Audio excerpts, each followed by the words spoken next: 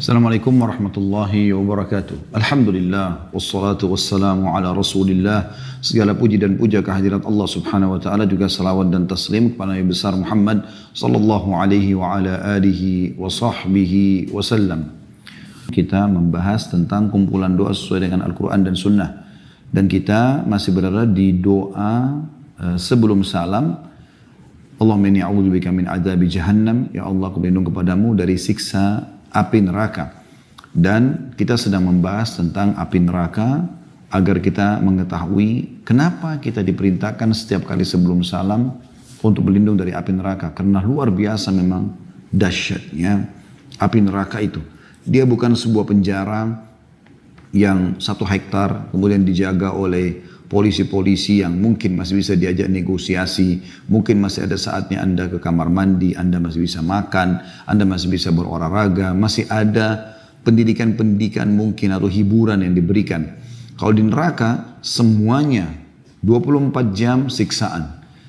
Mereka tidak mati walaupun seluruh anggota tubuhnya umumnya sudah hancur.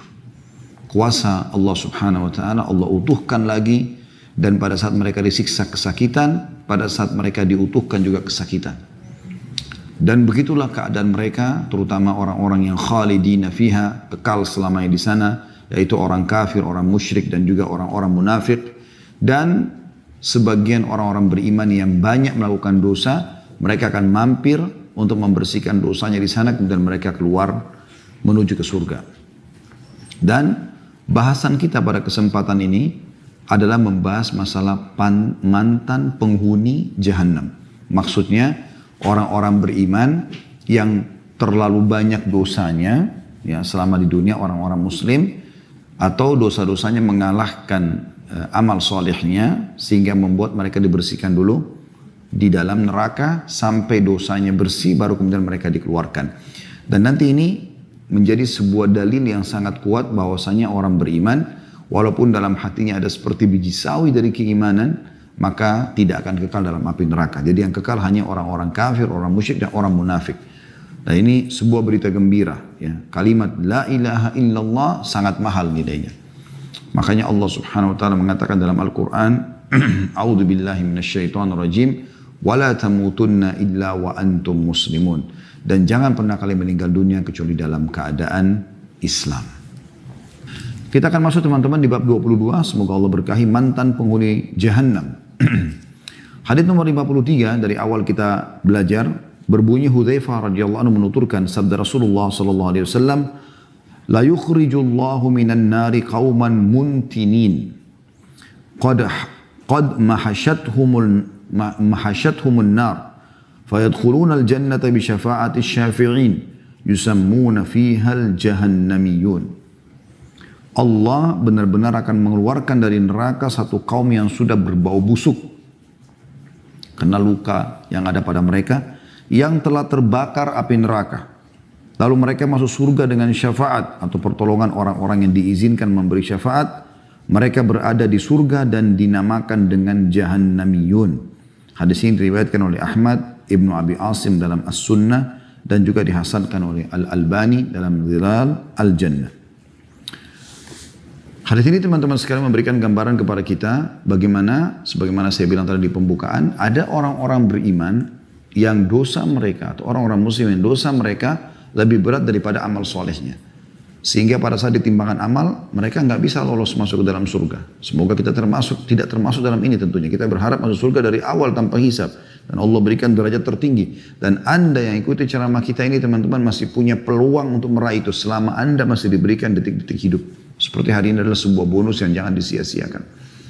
Berbanyak taubat kepada Allah subhanahu wa ta'ala sampai menjelang malam sebentar. Dari Anda duduk sekarang mendengarkan ceramah ini, astagfirullah wa atubu ilaih. Mohon ampun atas semua kesalahan Anda. Renungi semua dosa yang Anda lakukan. Minta agar Allah bersihkan semuanya. Dan berharap mendapatkan sabda Nabi SAW, at-taubat tajubu ma qablaha. Taubat akan membersihkan semua kesalahan yang lalu. Kalau Anda beramal saleh, maka sekarang tinggal dijaga lagi, rutinkan. Seperti sore hari begini, sholat asar, kemudian zikir petang ya.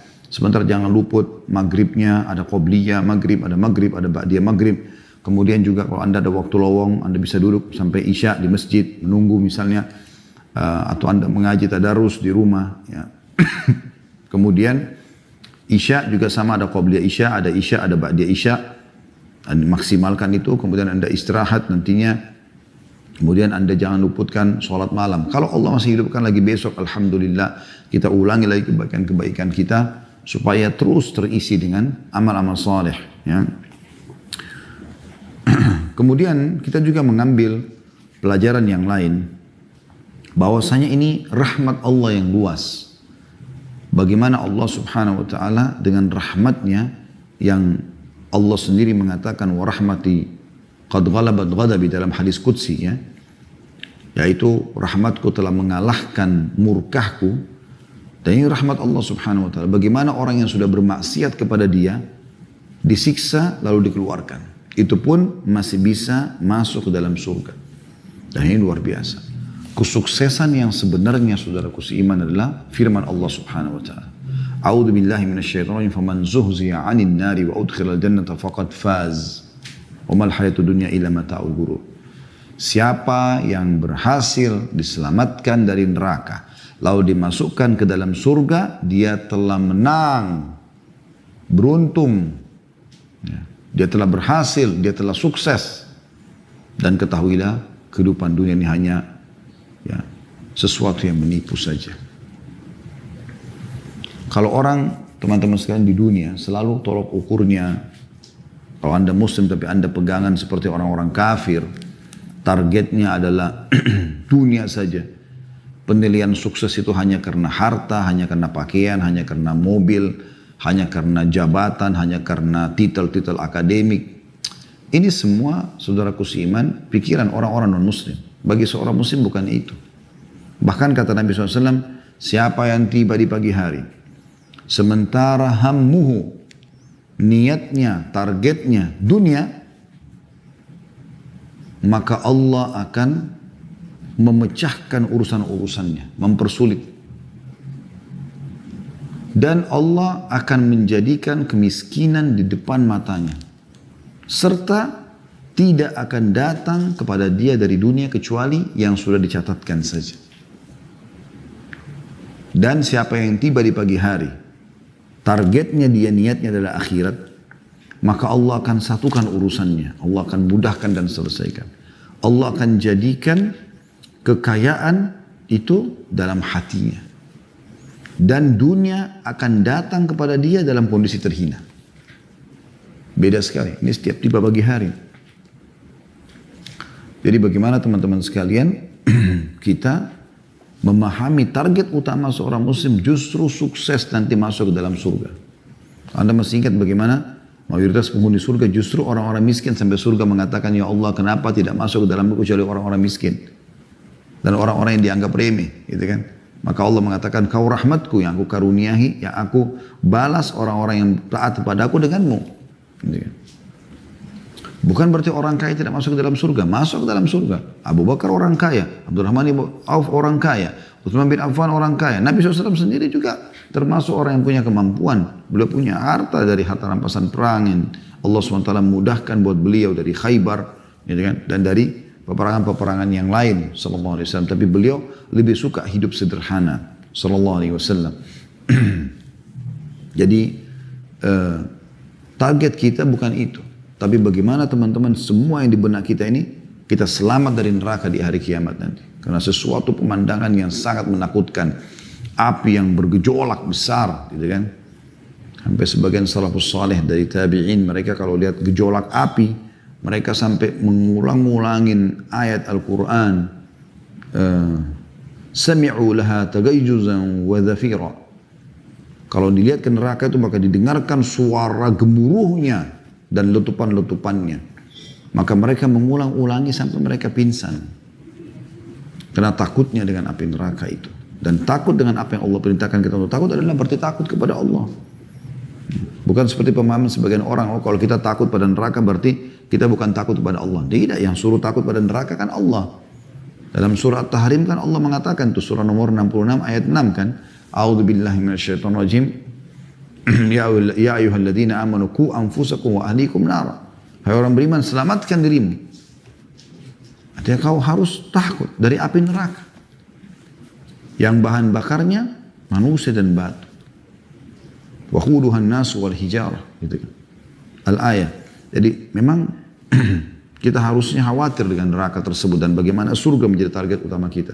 Subhanallah, orang kalau jadikan surga target utamanya, dia akan jadi orang baik. Karena untuk ke surga semua amal-amal baik kan. Jujur, amanah, tanggung jawab, berbakti sama orang tua, berbuat baik sama orang.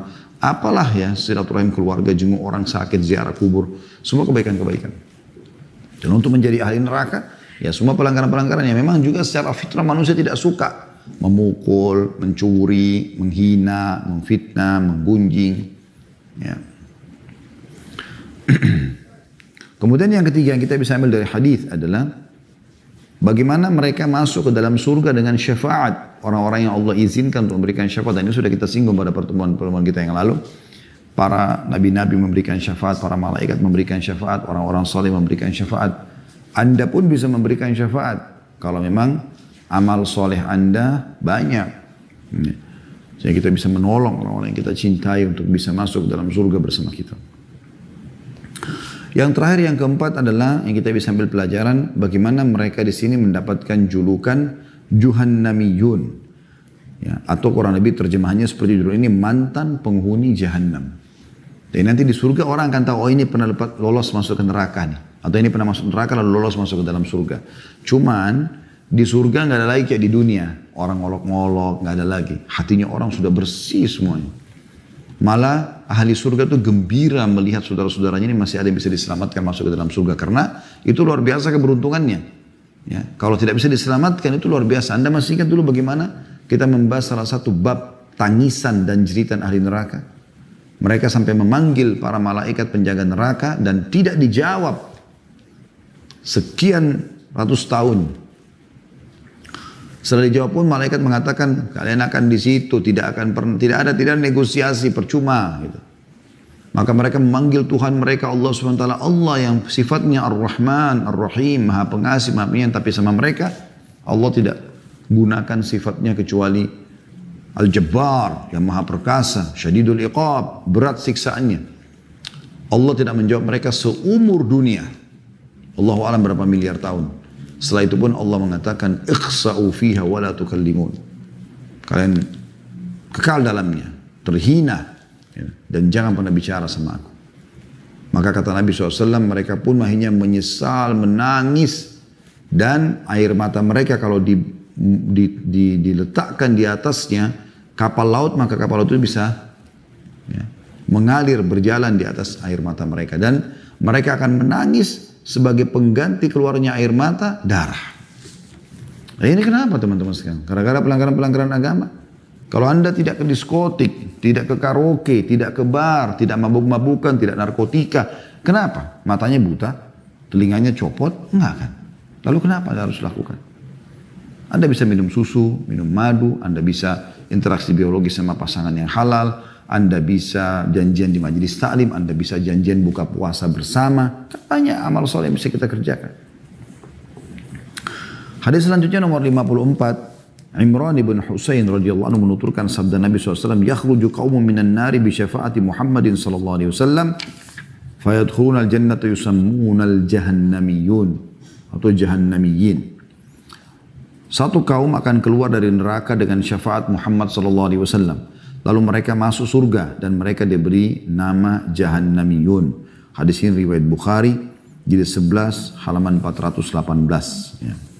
Dan juga Tirmidzi jilid 4 halaman 114. Jadi mirip dengan tadi ya. Tapi di sini ada tambahannya adalah mereka keluar dengan syafaat Nabi Muhammad SAW. Tapi sudah kita jelaskan syafaat itu bisa dari ada Allah SWT memberikan syafaatnya. Ini syafaat yang paling luar biasa karena dari sang pencipta Allah. Kemudian syafaat para malaikat, syafaat para nabi-nabi, kemudian orang-orang saleh. Hadis selanjutnya nomor 55 dari awal kita belajar masalah neraka ini. Semoga Allah selamatkan kita darinya. Anas bin Malik radhiyallahu anhu mengatakan, aku mendengar Rasulullah SAW bersabda, aku adalah manusia pertama yang dibangkitkan dari bumi pada hari kiamat. Ini kata Nabi SAW. Karena kan kita semua wafat, masuk di kuburan. Jadi yang pertama dikeluarkan dari bumi tersebut adalah Nabi SAW. Dibuka kuburannya. Wa idal kuburu bu'thirat. Pada saat kuburan itu kami buka. Keluar semua penghuninya. Dan ini bukan untuk membangga-banggakan. Ini bukan karena kesombongan kata Nabi SAW. Cuma menginformasikan kalau aku ini adalah manusia pertama yang akan dibangkitkan. Aku diberi puji-pujian dan ini bukan juga untuk membangga-banggakan. Maksudnya puji-pujian kepada Allah yang tidak diberikan pada orang lain. Dalam hadis syafaat seperti itu. Nabi SAW sujud depan atau di bawah arsy Allah, singgasana Allah, lalu beliau mengatakan, aku diberikan puji-pujian sama Allah yang belum pernah diajarkan kepada siapapun di antara hambanya. Kemudian, aku adalah sayyid atau penghulu manusia pada hari kiamat. Semua manusia di bawah atau di belakang Nabi Muhammad SAW. Termasuk para nabi-nabi yang lebih tua daripada beliau. Semasa di dunia tentunya. Aku orang pertama yang masuk surga pada hari kiamat. Dan ini bukan untuk membangga-banggakan, bukan kesombongan. Tapi memang ini informasi wahyu yang harus aku sampaikan. Aku mendatangi pintu surga seraya memegang pegangannya. Ya. Maka mereka bertanya, siapakah ini? Aku menjawab, aku adalah Muhammad. Para malaikat pun membuka pintu untukku. Lalu aku masuk, ternyata aku menjumpai Al-Jabbar, Allah yang maha perkasa di hadapanku. Maka aku bersujud kepadanya. Dia mengatakan, angkat kepalamu wahai Muhammad, bicaralah, maka pembicaraanmu didengarkan. Katakanlah, maka perkataanmu diterima.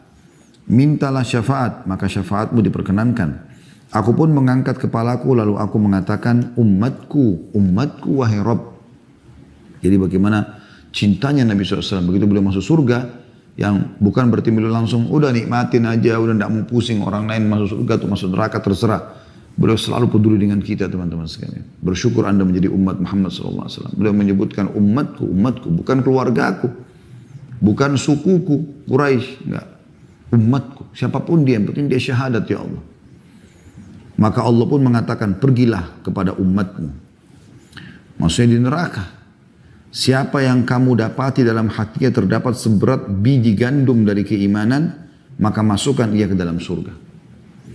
Kata Nabi SAW, aku pun pergi. Siapa yang aku dapati dalam hatinya terdapat seberat itu, maka aku memasukkan mereka ke dalam surga.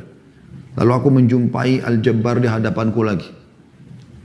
Maka aku bersujud kepadanya. Dia mengatakan, angkat kepalamu wahai Muhammad, bicaralah, maka pembicaraanmu didengarkan. Katakanlah, maka perkataanmu diterima. Mintalah syafaat, maka syafaatmu diperkenankan. Siapa yang kau mau tolong sekarang? Aku pun mengangkat kepalaku, lalu aku mengatakan, umatku, umatku wahai Rabb. Padahal tadi sudah Nabi SAW keluarkan semuanya orang yang dalam hatinya seperti biji gandum. Kecil sekali. Nah, kita tahu biji gandum kecil, kayak debu. Ya. Seperti itu saja dikeluarkan. Ternyata masih ada lagi. Maka Allah mengatakan, pergilah kepada umatmu. Siapa yang kau dapati dalam hatinya terdapat seberat biji sawi keimanan. Maka masukkan ke dalam surga. Aku pun pergi dan siapa yang aku dapati dalam hatinya terdapat seberat itu, maka aku memasukkan mereka ke dalam surga. Jadi walaupun Nabi SAW tidak kenal, yang penting umat Islam. Setelah Allah selesai mengadili umat manusia dan memasukkan siapa yang masih tersisa dari umatku di dalam neraka bersama penduduk neraka, maka penduduk neraka mengatakan, tidak bermanfaat bagi kalian bahwa kalian menyembah Allah dan tidak menyekutukannya dengan sesuatu pun. Karena kenapa kalian masih masuk neraka, wahai orang Islam? Maka Allah pun Al-Jabbar yang maha perkasa mengatakan, demi keperkasaanku sungguh aku membebaskan mereka dari neraka. Lalu mengutus para malaikat kepada mereka untuk mengeluarkan mereka dari neraka dalam keadaan telah hangus. Lalu mereka dimasukkan di sungai kehidupan, maka mereka tumbuh di dalamnya sebagaimana biji-bijian tumbuh di bui aliran. Dan ditulis di kening mereka, mereka adalah orang-orang yang dibebaskan oleh Allah. Kemudian mereka dibawa pergi, lalu mereka masuk surga. Maka ahli surga menyebut mereka dengan jahannamiyun atau mantan penghuni neraka jahannam.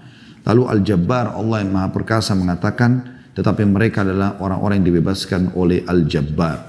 Dibebaskan oleh Allah yang maha perkasa. Hadis riwayat Ahmad dan Ad-Darimi dan disahihkan oleh Al-Albani dalam Dzalul Jannah di 2 halaman 407. Hadis ini adalah hadis yang luar biasa teman-teman. Kita sudah dapat bocorannya selama kita di dunia. Apa yang akan terjadi nanti, ini jauh ini. Ya. Subhanallah, semua sudah dipaparkan. Tidak ada satupun yang tidak dijelaskan oleh Nabi SAW. Nabi SAW, aku tinggalkan kalian agama ini malamnya seperti siangnya. Gak ada sesuatu yang tidak jelas di sini. Mau masuk surga sudah jelas, masuk neraka jelas. Dan di sini luar biasa teman-teman bagaimana cintanya Nabi SAW terhadap umatnya. Beliau SAW tidak mau masuk surga, tenang di dalam, menikmati, sudah ada buah-buahan, istana, dayang-dayang, dipan-dipan, kebun-kebun, sungai-sungai dan segala macam hal. Jadi beliau tidak pikirkan masalah itu. Dan beliau pikir sebelum menikmati semua umatku, ada umatku yang masuk neraka. Jadi Nabi SAW sangat cinta dengan kita. Dan beliau ingin sekali ketemu dengan kita. Sampai kata Nabi SAW dalam sebuah hadis, aku ingin sekali ketemu dengan saudara-saudaraku. Kata para sahabat, kami saudara-saudara anda ya Rasulullah. Kata Nabi SAW, bukan, kalian sahabat-sahabatku. Saudara-saudaraku yang datang nanti sepeninggalku. Kita-kita ini. Nabi SAW anggap saudara. Sallallahu alaihi wasallam. Memang layak beliau diangkat menjadi penutup para nabi dan rasul. Karena kecintaannya pada umatnya. Dan bagaimana beliau menjelaskan dalam hadis yang lain. Beliau prihatin, beliau mengatakan perumpamaanku dengan kalian seperti orang yang sedang menyulut api unggun. Kemudian datanglah ya serangga-serangga. Aku berusaha menyelamatkan dari api tersebut tapi ada saja yang masuk ke dalam. Sudah diperingatkan, sampai padanya peringatan, Allah sampaikan dari lisan temannya kah, supirnya kah, istrinya kah, suaminya kah, anaknya kah, ya. Atau mungkin dia nonton di medsos kah, dari pengajian kah, tapi tetap saja tidak mau engah. Ya sudah, ya. Mereka akhirnya celaka. Kemudian bagaimana rahmat Allah Subhanahu wa taala luas sekali di sini sampai mengeluarkan orang yang seperti biji sawi yang sangat kecil, ya.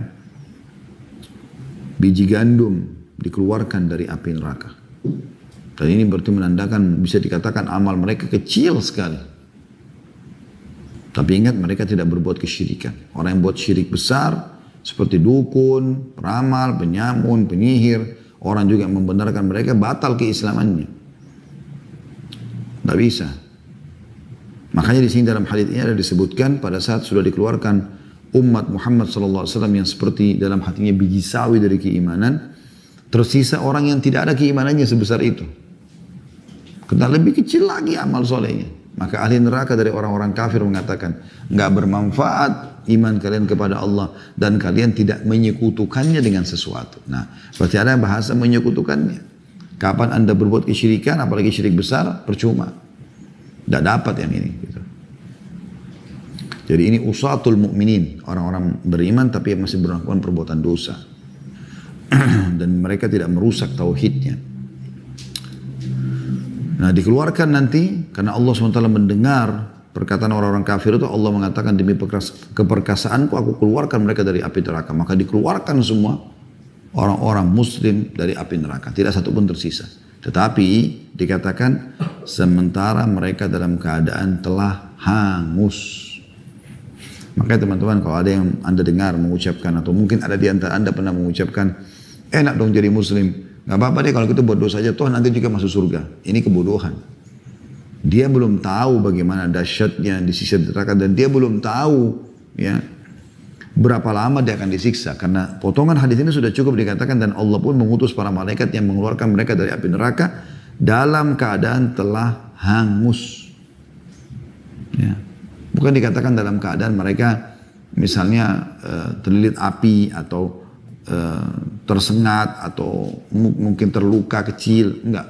Hangus artinya sudah terbakar, belang. Lalu kemudian mereka dikeluarkan. Kemudian pelajaran lain juga kita lihat mereka akan ditaruh di sungai kehidupan. Dan sudah pernah kita singgung pada pertemuan-pertemuan yang lalu. Ada sebuah sungai Allah letakkan di depan surga khusus dikenal dengan Nahrul Hayat.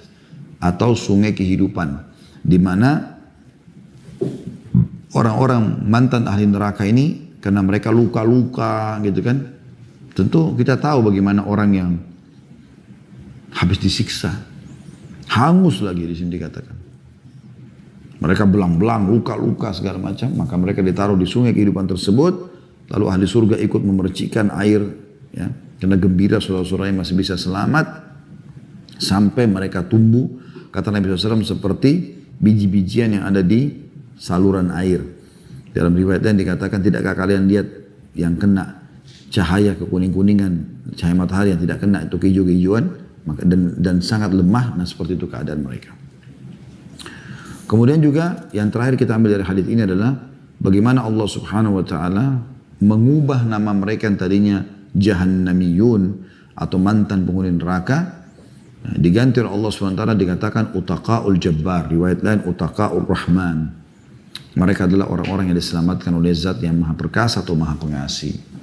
Hadis selanjutnya di 56, Zaid al-Faqir mengatakan kami berlalu di Madinah, ternyata Jabir bin Abdullah radhiyallahu anhu menuturkan hadis dari Rasulullah SAW pada satu kaum dengan duduk bersandar pada tiang. Jadi Jabir bin Abdullah sedang menceritakan. Ternyata ia menyebutkan tentang jahannamiyun atau orang-orang mantan neraka jahannam tadi. Maka aku mengatakan kepadanya, wahai sahabat Rasulullah, apakah yang anda ceritakan ini? Sedangkan Allah Subhanahu wa taala berfirman, Rabbana innaka man tudkhilin nara faqad akhzaita wa ma lidh-dhalimin min ansar. Ya Rabb kami, sungguhnya barang siapa yang kau masukkan ke dalam neraka, maka sungguh telah engkau hinakan ia. Surah Al-Imran 192. Kemudian dalam surah Sajdah ayat 20 juga Allah berfirman, A'udzubillahi minasyaitonir rajim. Kullama aradu an yakhruju minha u'idu fiha. Setiap kali mereka hendak keluar daripadanya, mereka dikembalikan lagi ke dalamnya. Lalu apa yang akan anda katakan? Kata tabi'in ini Zaid al-Faqir kepada Jabir bin Abdullah, sahabat Nabi radhiyallahu anhuma, dia dan ayahnya sahabat. Maka kita mengatakan radhiyallahu anhuma. Lalu Jabir mengatakan kepada Zaid al-Faqir, apakah kau membaca Al-Quran? Zaid mengatakan iya. Lalu Jabir bertanya lagi, apakah kamu mendengar tentang maqam atau dalam kurung kedudukan Muhammad SAW yang untuknya Allah mengutusnya? Aku menjawab iya. Lalu Jabir mengatakan itulah maqam Muhammad SAW yang terpuji, yang dengannya Allah mengeluarkan siapa yang bakal dikeluarkan. Kemudian ia menggambarkan pemasangan sirat dan berlalunya manusia di atasnya. Lalu Zaid al-Faqir mengatakan, aku khawatir bila aku tidak menghafal itu. Cuma ia menyangka bahwa satu kaum akan keluar dari neraka setelah mereka berada di dalamnya. Yakni mereka keluar seolah-olah hitamnya sumsum. Kemudian mereka memasuki sungai dari sungai-sungai surga. Lalu mandi di dalamnya, lantas mereka keluar seperti kertas. Hadis riwayat Muslim, jadi 3 halaman 50. Hadis ini teman-teman sekalian menggambarkan kepada kita bagaimana ahli neraka nanti akan dikeluarkan dari orang-orang beriman, kemudian akan masuk ke dalam surga. Gitu kan? Dan ini bisa keluar karena syafaat atau pertolongan, termasuk pertolongan Nabi Muhammad sallallahu alaihi wa ala alihi wa sahbihi wasallam. Oleh karena teman-teman berbanyak baca salawat kepada Nabi SAW, walaupun yang pendek, Allahumma salli ala Muhammad, Allahumma salli ala Muhammad, Allahumma salli ala Muhammad. Coba amalkan. Semoga saya dengan itu kita bisa mendapatkan syafaat beliau sallallahu alaihi wasallam. Ini pertolongan yang sangat mahal di saat orang sudah terlalu banyak dosanya dan dia harus dilemparkan neraka, ya, tidak ada pertolongan bagi dia, ya.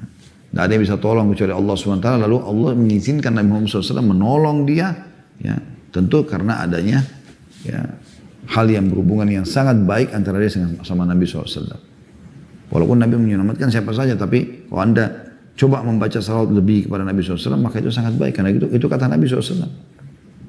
Siapa yang membaca salawat padaku, maka dia akan mendapatkan syafaatku. Gitu kan? Nah, ini termasuk hal yang jangan disia-siakan, terutama di hari Jumat. Terutama di hari Jumat.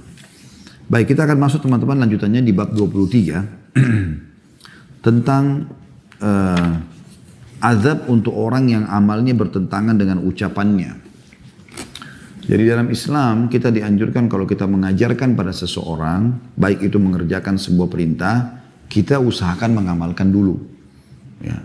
Dan usahakan istiqamah. Kalau itu bukan sebuah perintah yang rutin harus, Anda bisa kerjakan walaupun sekali seumur hidup. Gitu kan. Yang penting Anda sudah kerjakan, baru Anda ajarkan kepada orang. Begitu juga pada saat melarang melakukan satu perbuatan salah, Anda juga usahakan menjadi orang yang pertama meninggalkannya. Kalau Anda terjerumus, Anda segera kembali. Gitu kan. Karena rahmat Allah luas, Allah akan bisa maafkan. Nah ini poin penting yang harus kita garis bawahi ya. Makanya Imam Malik rahimahullah pernah ditanya tentang hukum bebasin budak. Beliau tidak langsung menjawab. Beliau tunggu sekian lama, kemudian setelah lewat sekian banyak ya, hari-hari berlalu, lalu beliau menanyakan, siapa yang bertanya kepada saya beberapa waktu yang lalu tentang hukum pembebasan budak? Ada orang yang bertanya, situ murid beliau angkat tangan saya. Maka Imam Malik menjelaskan panjang lebar tentang keutamaan-keutamaannya. Setelah itu orang itu bertanya, wahai Imam, kenapa anda baru jawab? Saya tunggu dari itu hari. Kata Imam Malik rahimahullah, karena saya mengumpulkan uang dulu untuk beli budak dan saya bebaskan, baru saya ajarkan kepadamu. Jadi ini termasuk poin yang harus diperhatikan baik-baik. Ya. Judulnya bab 23 ini azab untuk orang yang amalnya bertentangan dengan ucapannya. Beliau mengangkat dalil pertama adalah surah Al-Baqarah ayat 44 yang berbunyi, Allah berfirman subhanahu wa ta'ala, a'udzubillahi minasyaitonir rajim, atamuruna an-nasa bil birri wa tansawna anfusakum wa antum tatluna al-kitab afala taqilun.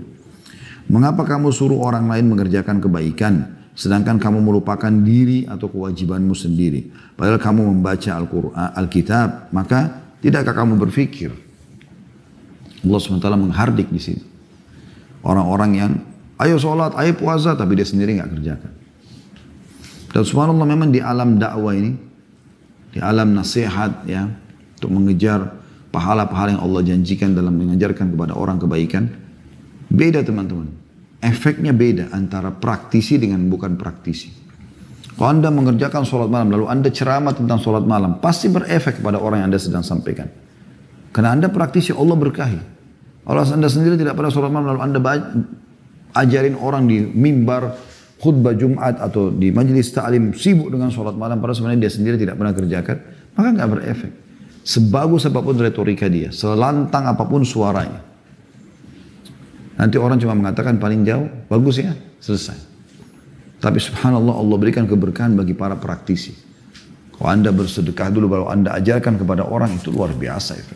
Luar biasa gitu, ya. Selanjutnya beliau juga mengangkat Al-Kahfi 103 sampai 104. A'udzu billahi minasyaitonir rajim. Qul hal nunabbi'ukum bil akhsarina a'mala alladzina dhalla sa'yuhum fil hayatid dunya wa hum yahsabuna annahum yuhsinuna sun'a.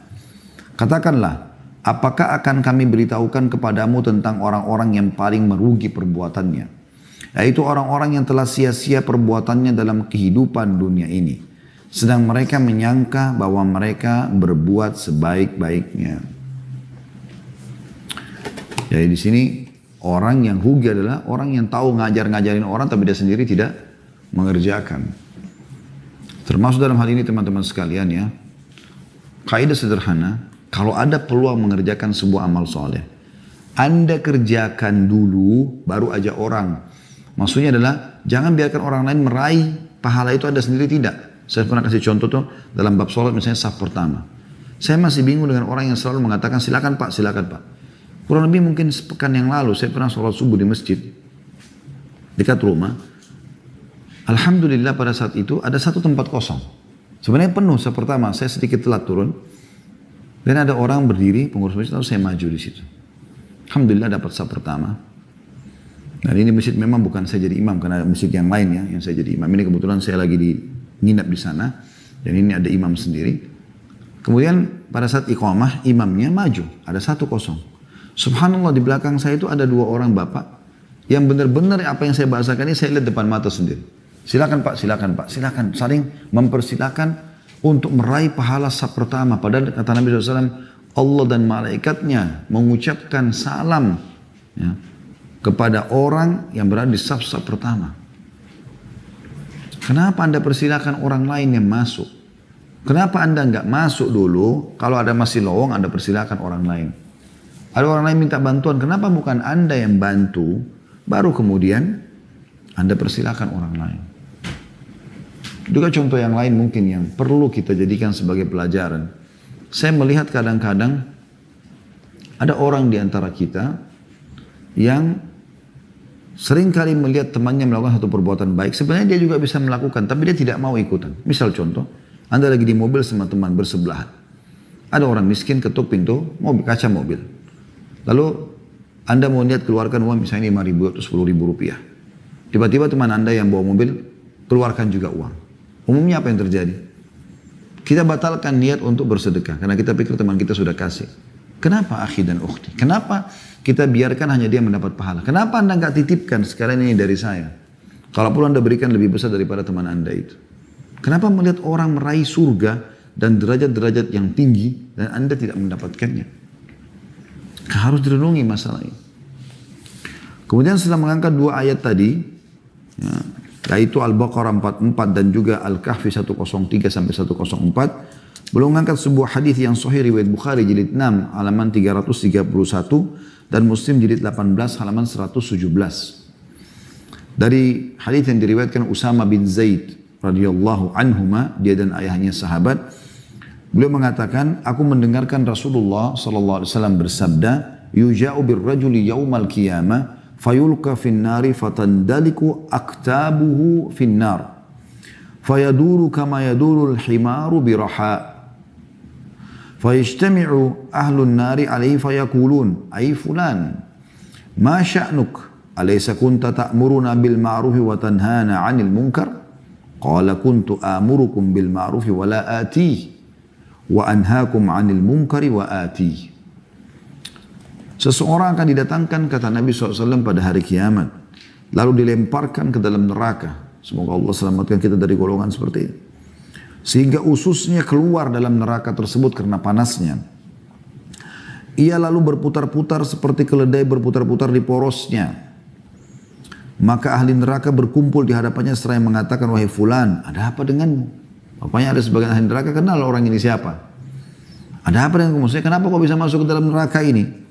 Bukankah kamu dulu di dunia memerintahkan kepada kami pada kebaikan dan mencegah kami dari kemungkaran? Sholatlah, jangan riba lah. Suruh perintah ibadah, larang kemungkaran. Ia menjawab, iya, aku memerintahkan kalian pada kebaikan, sedangkan aku tidak mengerjakannya. Dan aku melarang kalian dari kemungkaran, sedangkan aku melakukannya. Ini pelanggaran yang besar sekali. Mengingatkan orang tapi kita tidak melakukannya. Jadi lakukan. Kita harus bersaing positif dengan orang-orang teman-teman sekalian untuk yang mendapatkan surga yang sangat luas. Dan juga kita selamatkan diri dari api neraka. Apapun peluang kesempatan jangan disia-siakan. Saya selalu ingatkan diri saya dan teman-teman sekalian, ingat pada saat Anda punya kesempatan untuk beramal soleh, anggap itu adalah amal terakhir Anda. Mungkin setelah itu detik itu Anda meninggal dunia.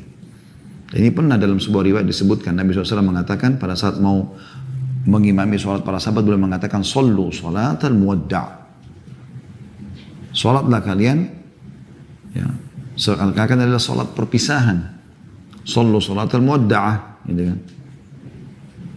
Anggap setelah sholat ini kau meninggal. Bagaimana kalau seandainya teman-teman sekalian kita divonis oleh dokter, naudzubillah, Anda kena penyakit kronis, Anda akan meninggal. Ini tinggal tunggu berapa detik, menit, hitungan ini sudah bisa meninggal. Lalu Anda masih punya kesempatan sholat, kira-kira bagaimana sholat Anda itu?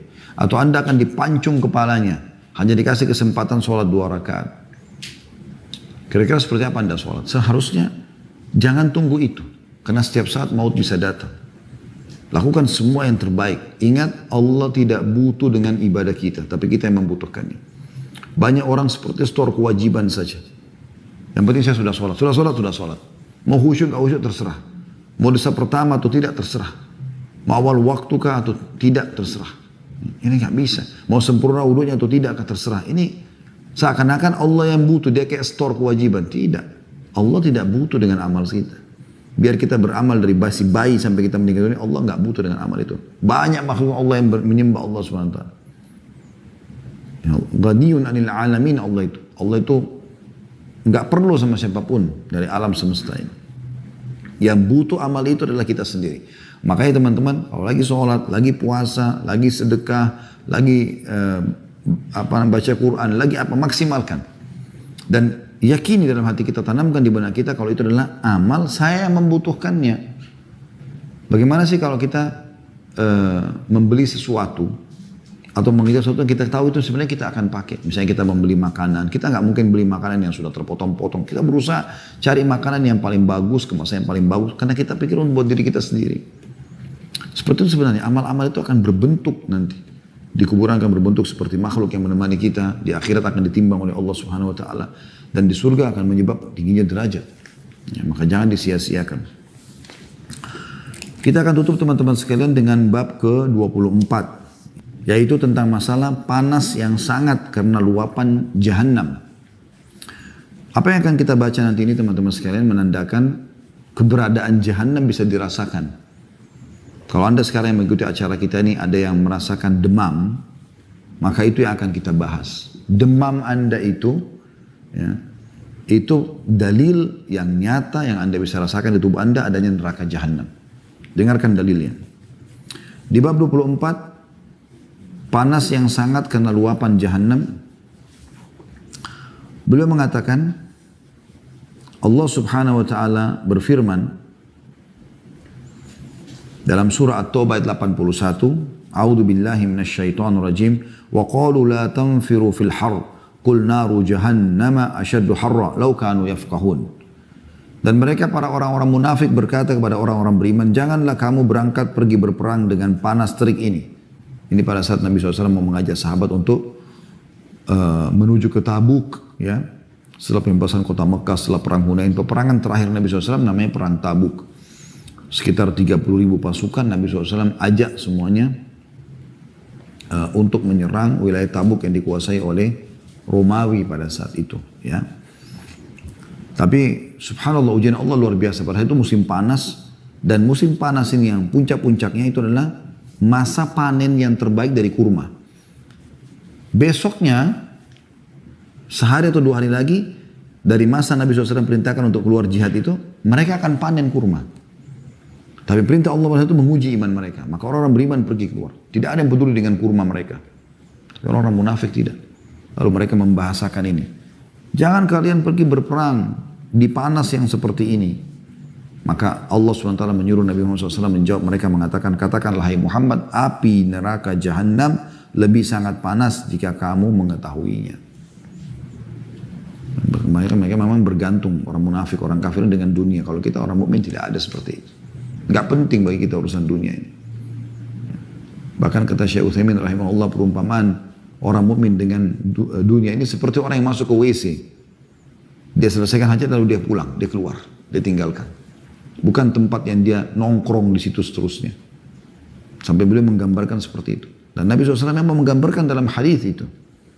Kepada seorang sahabat yang Nabi SAW tanya, apa makanan dan minumanmu? Dia mengatakan, daging dan susu ya Rasulullah. Makanannya daging, minumannya susu. Ini dianggap yang paling eksklusif di makanan manusia lah ya. Sehat dan bagus lah gitu ya. Kemudian kata Nabi SAW, setelah itu akan jadi apa? Maka kata orang tersebut akan menjadi yang sudah anda tahu ya Rasulullah. Maksudnya akan menjadi kotoran, tapi beliau dengan santun tidak mengucapkan kotoran di hadapan baginda Nabi SAW. Maka kata Nabi SAW, begitulah perumpamaan dunia. Ya. Dijadikan oleh Allah SWT perumpamaan seperti kotoran yang keluar dari tubuh manusia. Dunia ini sebentar. Kita akan tinggalkan. Makanya kata Sa'id bin Musayyib rahimahullah, aku telah bertemu dengan satu kaum, maksudnya para sahabat, yang mereka sama sekali tidak pernah merasa rugi kalau kehilangan satupun dari urusan dunia. Mau kehilangan orang dicintai, mau kehilangan anggota tubuhnya, mau dia sampai mati pun terbunuh, hartanya habis disedekahkan, mereka nggak pusing. Karena targetnya sudah akhirat. Dan itu orang beriman yang sejati. Bukan dunia ini target kita. Nabi SAW sudah ingatkan itu. Waktu Nabi SAW lagi sakit keras, para sahabat sudah banyak menangis dalam masjid. Maka Nabi SAW keluar pada saat beliau sudah agak sehat. Lalu beliau naik dari mimbar lalu mengatakan, wahai manusia, jangan kalian sedih. Karena pertemuan kita yang sebenarnya bukan di sini. Di hautku, di telagaku nanti. Sebelum masuk surga kita bisa masuk. Asal sudah timbangan amal kita sudah lolos, kita akan pergi ke haud. Minum dari telaga Nabi SAW yang Nabi SAW jelaskan. Ya, canteng-cantengnya, wadah minumnya itu sejumlah bintang di langit, miliaran jumlahnya. Siapapun yang minum seteguk tidak akan pernah haus selamanya. Dan telaga haud ini, itu sumber airnya dari surga. Nabi SAW mengingatkan, bukan di sini, tidak usah bersedih. Kita semua akan ketemu kok di sana. Yang penting teman-teman tiketnya sama. Iman dan amal saleh. Kalau anda rusak itu anda tidak akan ketemu selamanya sama orang yang anda cintai. Maka selalu ingatkan, selamatkan istri, suami, anak, selamatkan orang tua, selamatkan saudara, selamatkan teman-teman. Supaya mereka selamat bersama kita masuk ke dalam surga. Karena ini susah, penyesalannya di sana tidak ada gunanya nanti. Kalau di dunia kita masih punya pilihan, menyesal, di penjara, masih bisa kita memperbaiki. Di akhirat kalau sudah kafir, musyrik, munafik, masuk neraka, sama sekali. Sudah kita jelaskan bagaimana tangisan mereka. Allah tidak jawab panggilan mereka. Allah hinakan mereka. Setelah mengangkat firman Allah SWT surah At-Taubah ayat 81, beliau mengangkat hadis Nabi SAW. Dan ini hadis urutan 58 dari awal kita belajar. Bab neraka ini, semoga Allah selamatkan kita darinya. Adalah hadis Abu Hurairah radhiyallahu anhu. Beliau meriwayatkan sabda Rasulullah SAW, tunggulah hingga waktu teduh untuk mengerjakan sholat, karena panas yang sangat itu berasal dari luapan api neraka Jahannam. Hadis riwayat Bukhari, jilid 6 halaman 330, dan Muslim jilid 5 halaman 118. Jadi pernah terjadi di zaman Nabi SAW, pas mereka mau sholat duhur, dan kebetulan masjid Nabi SAW itu tidak ada atapnya. Ya, kalau kita lihat gambaran yang dinukil ya tentang masjid Nabi SAW itu tidak ada atap. Apalagi Madinah memang jarang sekali hujan ya, sesekali hujan gitu ya. Maka terbuka sekali, tidak ada atap di atasnya, cuma ada dinding saja. Nah, satu waktu beliau mau sholat sama para sahabat di siang bolong. Biasanya kalau di Saudi lagi panas-panasnya, waktu kami di sana itu bisa sampai 50 derajat ya, panas sekali. Sampai bibir pecah-pecah, ya telapak tumit, telapak kaki, tangan juga kering ya. Jadi kita rasanya mau keluar tuh malas karena mataharinya panas, udaranya panas gitu ya. Tapi subhanallah pada saat itu Nabi SAW mengatakan khusus di waktu seperti itu ya. Karena panas sekali. Kalau zaman sekarang kan sudah ada AC segala macam. Kata Nabi SAW, tunggu hingga teduh sedikit. Jadi bukan pas di waktu duhur yang puncak-puncaknya panas sekali. Tunggu sebentar ya. Karena sesungguhnya panas yang sangat ini dari luapan api neraka. Berarti kita bisa rasakan, kalau Anda rasakan teriknya matahari yang panas, itu luapan api neraka. Sudah digambarkan oleh Nabi alaihi salatu wassalam. Bagaimana kita nggak perlu tahu masalah itu. Tapi kita sudah dapat bocorannya. Dan ulama mengatakan subhanallah, hampir seluruh ilmuwan yang mengadakan penelitian, baik itu di luar angkasa, baik itu di atas bumi, baik di kedalaman lautan adalah orang-orang ateis. Walaupun mereka Nasrani atau Yahudi, tapi mereka ateis, tidak yakin sama Allah SWT. Allah buat mereka menggali ilmu yang dalam, sampai akhirnya mereka mengadakan penelitian dan mentok di sebuah titik, mereka akan mengatakan ini luar biasa. Artinya memang ini ada penciptanya. Orang beriman tidak butuh itu, karena kita sudah yakin semua. Kuasa Allah Subhanahu Wa Taala. Hadis selanjutnya, hadis nomor 59, bunyinya dari Abu Hurairah radhiyallahu anhu, beliau meriwayatkan sabda Rasulullah SAW, neraka mengadu kepada Robnya dengan mengatakan, wahai Robku, sebagianku memakan sebagian yang lain. Panas ini. Jadi panas sebelah sisi ini membakar panas yang sini. Sini membakar yang sini. Panas. Sebagianku memakan sebagian yang lain. Maka Allah mengizinkan untuknya dengan 2 nafas. Neraka bisa bernafas. Makhluk Allah Subhanahu Wa Taala yang luar biasa. Bukan bangunan seperti penjara kita yang tidak bisa berbicara dindingnya. Neraka bisa berbicara dengan Tuhannya. Allah izinkan bernafas 2 kali. Kata Nabi SAW, nafas di musim panas dan nafas di musim dingin. Sehingga kalian mendapatinya sangat panas dan mendapatinya sangat dingin. Hadis ini diriwayatkan Bukhari jilid 6 halaman 330, Muslim jilid 5 halaman 119. Artinya teman-teman sekalian, mungkin Anda bisa pernah rasakan musim panas yang sangat ya, terutama di wilayah-wilayah memang yang ada ini. Kayak di Saudi, di Madinah dulu itu kami rasakan kalau musim panas, panasnya luar biasa sampai tadi saya bilang antara 45 sampai 50 derajat ya biasanya. Kalau di musim dingin itu dingin sekali, sampai 4-5 derajat ya di waktu-waktu tertentu. Bahkan pernah turun es batu ya, seperti es batu di kota Madinah dulu di zaman kami. Jadi yang seperti ini kita bisa rasakan dan kita bisa kembalikan kepada riwayat Sahih Bukhari Muslim ini. Kalau itu adalah nafasnya neraka Jahannam. Boleh kita tutup teman-teman dengan tadi apa yang saya bahasakan di diri Anda sendiri, yang Anda rasakan demam ya. Sekarang ini masa transisi biasanya dari musim hujan ke musim panas ya. Ini biasanya banyak orang yang flu, demam ya, demam semua kita pernah rasakan.